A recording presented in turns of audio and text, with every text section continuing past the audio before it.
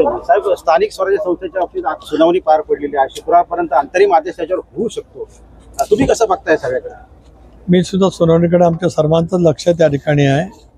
खरं आहे की 50%च्या आरक्षणाची मर्यादा न ओलांडता आरक्षण त्या निवडणुका त्या ठिकाणी घ्याव्यात असं सर्वोच्च न्यायालयाने सूचित केलं होतं.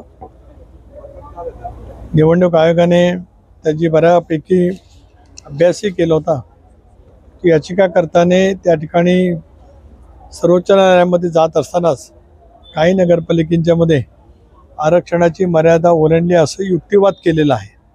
मला प्रत्यक्षात त्याची पूर्णपणाची माहिती नाही. मी शुक्रवारी या संदर्भातला निर्णय अपेक्षित राहील. पण सर्वोच्च न्यायालयाची एक बाब निदर्शनास नक्की आहे की आता या निवडणुकीची प्रक्रिया ही जवळपास पूर्ण होऊन 2 तारखेला मतदान होणार आहे. त्यामुळे निवडणूक आयोग त्यांची भूमिका मांडेल, याचिकाकर्ते हे सुद्धा भूमिका मांडतील, सरकारच्या वतीने सरकारसुद्धा भूमिका त्या ठिकाणी मांडेल. आपण सर्वजण त्या निकालाच्या प्रतीक्षेत आहोत.